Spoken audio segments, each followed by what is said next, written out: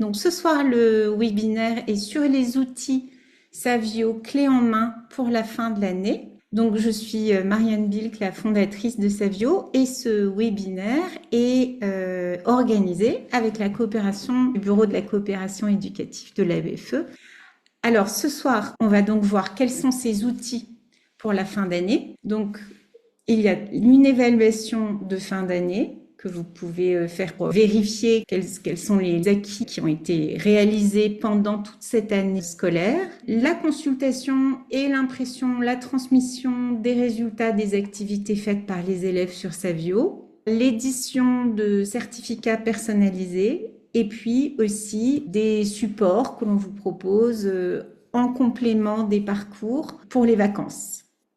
Alors, l'évaluation de fin d'année, c'est un test que vous pouvez faire à tout moment dans l'année, mais également en fin d'année. Comment y accéder? Eh bien, vous allez voir, on peut y accéder de deux façons. On peut y accéder soit depuis la page d'accueil du site, soit depuis votre compte.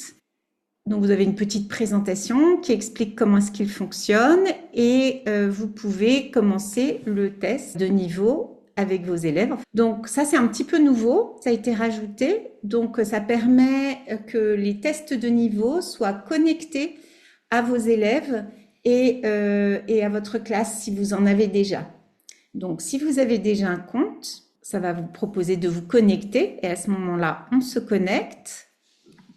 Donc on revient sur ce formulaire de test et on peut choisir à qui on veut faire le test. Donc, soit on veut le faire à un élève qui a déjà un compte Savio, et là, vous allez avoir la liste déroulante de tous vos élèves déjà inscrits. Donc, par exemple, on peut l'envoyer à Samouraï, par exemple. Ça a bien été envoyé. Vous pouvez, si vous êtes sur un ordinateur de la classe, vous pouvez faire le test tout de suite ou retourner à votre compte enseignant. Donc, si vous faites le test tout de suite, ça se passe comme ça. Et l'élève peut faire le test maintenant. Vous aurez les résultats sur le profil de votre élève. Donc, je reviens en arrière pour faire une autre configuration. Donc, on a essayé un élève qui a déjà un compte. Donc, un nouvel élève, par exemple. Ici, vous remplissez donc le prénom et le nom de l'élève et l'adresse mail des parents, puisque en même temps que de proposer le test de français à votre nouvel élève, ça va lui créer un compte Savio pour enregistrer ses résultats et le positionner directement sur le bon parcours. Et le fait de remplir l'adresse mail du parent, ça va permettre que le parent reçoive les informations de connexion. C'est-à-dire que le parent va recevoir un mail d'information, disons, votre enseignant de français a créé un compte pour votre enfant, voici comment vous vous connectez, voici l'identifiant et le mot de passe qui sont créés automatiquement. Comme ça, vous n'avez pas besoin de chercher des mots de passe, etc. Vous pouvez envoyer le mail aux parents en anglais ou en français. Le mail a été envoyé aux parents et l'élève peut faire le test en se connectant à son compte Savio. Une autre configuration. Et puis la dernière configuration, c'est si vous avez plusieurs nouveaux élèves à qui vous voulez faire le test, eh bien à ce moment-là, vous avez un petit message qui vous dit connectez-vous à votre compte enseignant et vous arrivez directement sur votre compte enseignant. Et à ce moment-là, ici, vous pouvez envoyer des tests. Alors, j'ai préparé une petite liste. Imaginons que vous ayez ces 4 élèves-là. Voilà. Donc, si vous avez une liste de nouveaux élèves dont vous ne connaissez pas le niveau et à qui vous voulez faire le test de niveau, vous allez faire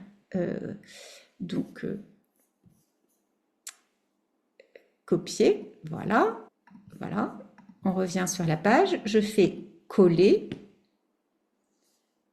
Je fais Enter avec l'entrée de mon clavier. Je vérifie que c'est bien les bons élèves avec les bons noms de famille et les bonnes adresses mail. Je confirme les informations.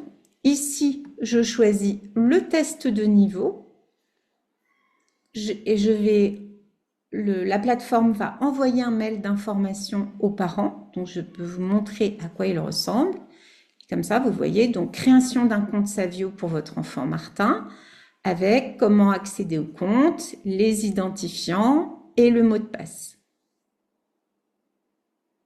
Voilà. Et ici, c'est bien si les parents acceptent de recevoir les mails suivants, parce que quand vous continuerez à utiliser le compte Savio, que vous voudrez envoyer des missions, par exemple, eh bien, si les parents n'ont pas accepté de recevoir d'autres mails que ce premier mail d'information, ils ne pourront pas être informés que vous avez envoyé des missions.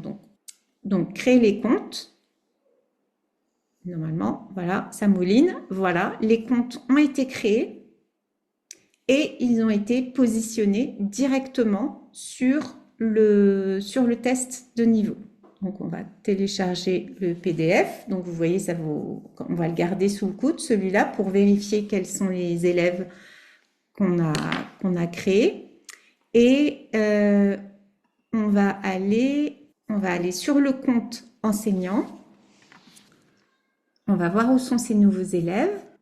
Voilà, on avait Nathalie Bell, par exemple. Donc, si vous voulez accéder au profil des élèves, vous cliquez juste sur le prénom. Et on va descendre et on va voir donc qu'un mail a été envoyé aux parents pour les prévenir et le test de niveau a bien été envoyé, il figure ici et il n'a pas encore été fait. On a également rajouté un petit bouton supprimer parce qu'il y avait certains enseignants qui avaient envoyé le test il y a longtemps et le test n'avait pas été terminé, du coup il revenait. Donc si ça arrive ou si finalement vous ne souhaitez pas maintenir le test, parce qu'en fait il va se présenter en premier quand les élèves se connectent, vous pouvez toujours supprimer le test. Voilà. Et le renvoyer d'ici aussi. C'est la deuxième façon que vous avez d'envoyer un test aux enfants que vous avez déjà inscrits sur Savio. Voilà, s'ils n'ont pas encore reçu le test de niveau, eh bien vous pouvez cliquer ici, choisir le test de niveau et il est envoyé avec la bonne date. Et quand il aura fait le test, vous pourrez aller voir les résultats qui s'affichent comme ça, en fonction des dates auxquelles ils ont été envoyés et on voit quel est le niveau atteint par l'élève. Donc ça, c'est pour le test de niveau.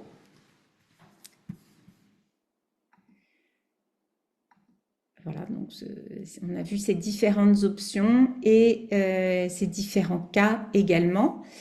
Maintenant, je vous propose de regarder, on va revenir, les résultats, on les suit ici. Donc, les résultats par élève, vous allez avoir les activités en autonomie sur le parcours et les résultats des missions reçues. Et c'est ici qu'on créera le certificat. On va aller voir les résultats de Persifecto. Ça, c'est ce qu'on appelle les résultats faits en autonomie sur le parcours. Ce ne sont pas les résultats des missions.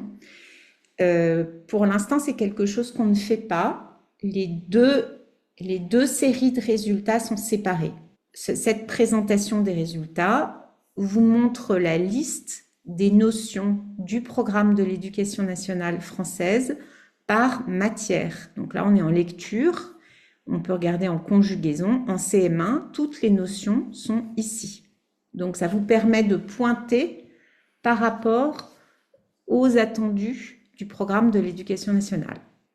Et tant que vous avez un petit triangle, vous pouvez avoir plus d'informations sur les résultats de l'élève. Ces résultats d'ensemble, vous pouvez les imprimer. Ça va vous proposer de les imprimer. Vous pouvez soit les imprimer en papier, soit en PDF.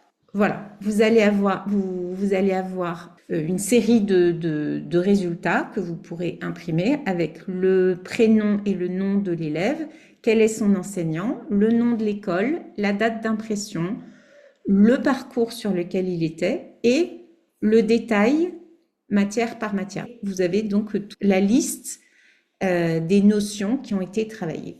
Donc ça, c'est pour l'impression des résultats. Je reviens ici. Vous pouvez aussi, alors sans impression, mais vous pouvez aussi voir l'ensemble des missions qui ont été envoyées et avec quelle assiduité et quels résultats. Donc là, on ne peut pas imprimer ce tableau de bord des missions, mais vous pouvez, si jamais vous avez un entretien avec les parents pour voir comment s'est passée l'année, etc.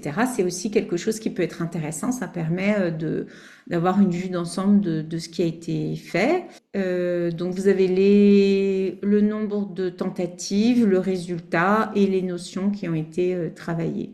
Je vous avais dit qu'on pouvait imprimer des certificats.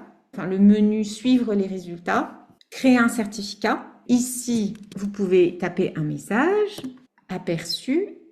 Et maintenant, vous n'avez pas de message prédéfini, vous avez juste pour ces brillants résultats sur Savio. Alors évidemment, vous pouvez l'imprimer, il y a un petit bouton ici. Donc vous aurez un PDF qui est généré, vous n'avez plus qu'à l'imprimer.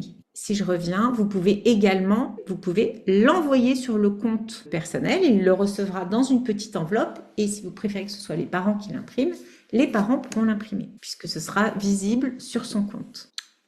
Voilà, donc Jacques a bien reçu le certificat que vous venez de lui envoyer. Découvre-le vite, il a bien le certificat et il peut l'imprimer à la maison. Voilà, et ils apparaissent de toute façon ici. Et mes trophées, mes certificats, tous les certificats sont enregistrés puisque ça permet de garder un souvenir de leur personnage. On va maintenant regarder les activités pour l'été. Elles sont disponibles sur le site Savio, donc on est bien sur le site ici. Et quand vous allez sur enseignants, vous avez les ressources pour les enseignants. Et là, vous pouvez télécharger diverses choses à imprimer. Donc, il y a le kit défi lecture pour motiver les élèves pour lire, il y a un carnet de lecture, des ressources des enseignants. On vous a ajouté les 10 mémos essentiels. Alors, je vais vous les montrer, qui ressemblent à ça. C'est des mémos en conjugaison sur vraiment les fondamentaux.